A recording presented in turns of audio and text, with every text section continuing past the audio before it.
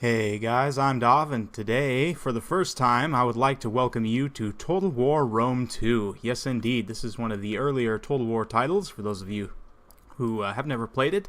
Definitely one of my favorite Total War titles. It did launch in a pretty rough state, but right now, in the late stage patches, it's a very fun game. It covers, obviously, the Roman time period. So in this battle, I'm going to be facing up against the Gobbo king. I've taken the Lusitani, who are an Iberian Spanish barbarian tribe. Very fun stuff. They've got great attack stats, lots of javelins. Everybody in Rome 2's got tons of javelins, but these guys in particular have the really cool Soliferum iron javelins. Most of their swordsman units also carry these wicked-looking falcatas. Very cool stuff. And yeah, for the army build, I've got Lusitani Noble for my general, with two more Lusitani Nobles mixed into the main line here. The rest of the main line is Veteran Shield Warriors, mid-tier swordsmen.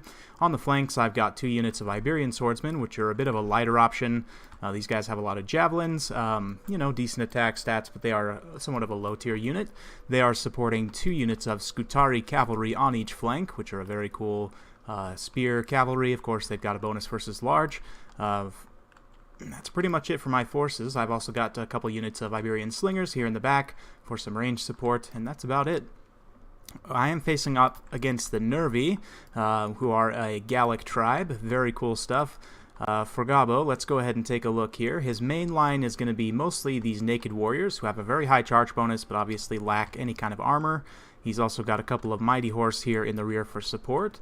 In addition, he's got some levy freemen over on this flank, backed up by Oathsworn. His general is also Oathsworn, another levy freeman here. And let's see, he's also got this unit of Germanic scout riders. Over on this flank, you can see already getting charged by my cavalry. He's got several units of guerrilla swordsmen who have been vanguard deployed up on this hill. He's got another unit here with two units of Gallic hunters. These guys are bowmen. Very good units overall if they're able to get their ammunition fired. So let's go ahead and kick things into full gear here. So my apologies for any missed micro. Both of us were fairly rusty at Rome 2. I've never actually played multiplayer in Rome 2 to any substantial degree, and Gobbo said he hadn't played in quite some time, so there may be some missed micros here and there, so I apologize in advance. These guerrilla swordsmen getting faced up, they took quite a bit of damage on the charge from the Scutari cavalry, but as they turn around and start to deal damage, the Scutari cavalry just don't have the staying power. They definitely need to get out of there. I've brought my Iberian swordsmen up to replace them, and since the guerrilla swordsmen weren't able to get a charge, we should be able to do okay in this fight. Meanwhile, in the main line here, we're going to be interrupting this unit of Mighty Horse here with these Veteran Shield Warriors. Their charge will get somewhat interrupted, and we'll be able to kind of intercept them, which is very nice. Meanwhile, in the main line fight, the Naked Warriors are fighting up against my Iberians.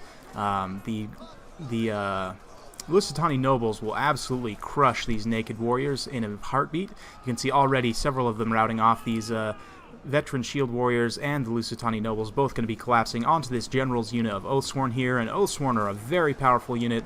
Make no mistake, one-on-one they'd probably beat the Lusitani Nobles, but whereas I have this favorable engagement here, I should be able to take that.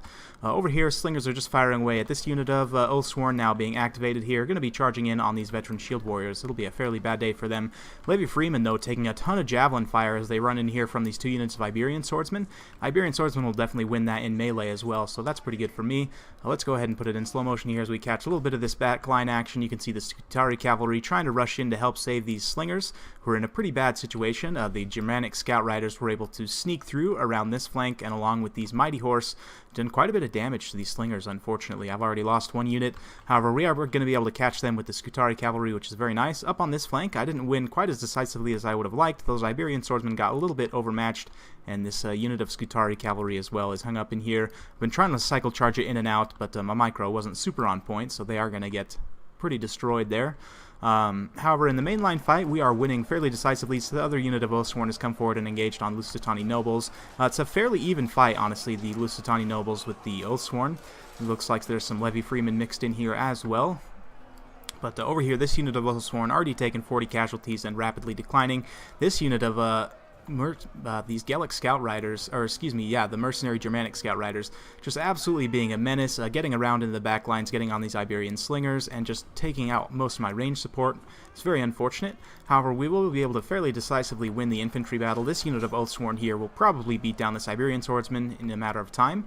However, with the support nearby, hopefully we'll be able to get them, in time here. Looks like, let's see, Fighting Spirit popped, so this unit is unbreakable at the moment. But across the line here, these Oathsworn faring very badly. Meanwhile, this Cav engagement back here is still just continuing to drag on.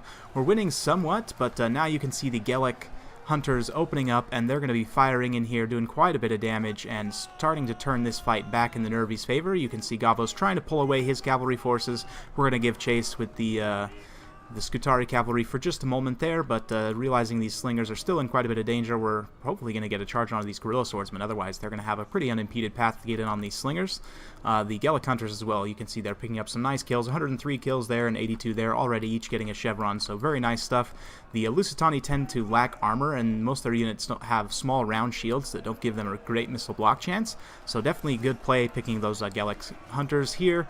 In the main line, this unit of Oathsworn generals just about done. They're exhausted, they're wavering, and they're losing decisively, and there they shatter. So that's going to be it for Gobbo's general there, and unfortunately this unit of slingers is about to get caught from both sides. These Germanic scout riders and the guerrilla swordsmen here are going to be putting them in the ground fairly quickly. These guys, their little daggers and round shields aren't going to do too much here, so bad time for them. We are trying to support with the Scutari cavalry, but it's just a little bit too late. Meanwhile, over here, we've cleaned up this mainline fight. This unit of Oathsworn did win against that unit of Iberian swords. They'll also probably win against this unit, but mostly we're just trying to keep them tied down over here while we wrap this fight up. We are now bringing in this unit of veteran shield warriors who have ran just about all the way across the battle. They're going to be getting in, interrupting the charge of this Scout Rider. Man, these Scout Riders have been absolutely clutch, and actually looks like that's a Mighty Horse, and the Scout Riders are also mixed in here, following up with the Guerrilla Swordsmen. However, my Scutari Cavalry not too far behind. We're also bringing in now 2 units of Lusitani Nobles to help mop up this fight, and this is going to be a bad day for the Nervii, and yeah, you can see them getting chopped down. Lots of cool matched combat animations. Rome 2 is a beautiful looking game, and you know, I'm a big fan of the matched combat animations. I just think there needs to be a bit of a balance. Like, in my opinion, you know, Medieval 2 and Warhammer have struck the right balance in terms of having some matched combat animations and some, you know, non-matched combat animations. That way the unit collision just works a little bit better. You know, the combat just feels a little bit better. You don't have this weird stuff where these guys are kind of skating around backwards into animations, and it just looks a little bit awkward sometimes. So I definitely hope that in future historical titles they'll go back to a mix of matched combat and the regular animations. But we'll go ahead and watch as this fight mops up here. You can see over here I'm in a bit of a precarious situation. These Gallic Hunters still have some ammo. They're firing away, doing some really nice damage in these Lusitani Nobles who have got 179 kills and 2 XP chevrons. However, they're very low now. Going to be probably taken out by these Gallic Hunters, unfortunately. Meanwhile, there's this unit of Oathsworn that's trying to rejoin the battle, so we'll go ahead and fast forward for just a minute here as he comes forward. We're going to bring my force of heavy infantry to meet him. I figure if we can shatter this unit of Oathsworn, these 2 units of Gallic Hunters will probably simply flee the field due to army losses. So we're going to go ahead and get a nice 3-way surround on this guy using these Iberian swordsmen to pin them down, and then rear charging with the Lusitani nobles here. You can see them getting their falcatas out, ready to strike down these Gauls. Very, very good looking fight. Man, the colors on Rome 2, it's just such a colorful game, really bright. The art style of it is wonderful. I know a lot of people didn't like, or not a lot of people I should say, some people didn't like the unit cards, but personally I loved kind of the Greek, you know, sort of art style, Greco-Roman art style of the unit cards. I think it was really cool. But just stylistically, Rome 2 is one of my favorite games in the series. Beautiful game, wonderful time period too, very interesting in terms of a historical aspect of it. But yeah, we'll go ahead and just get in some nice cinematic action as this fight wraps up here. Not too much else going on. My guys just continuing to get kited a little bit over here and set on fire by the flaming arrows, but at this point we're going to charge this unit and just try and get into melee here.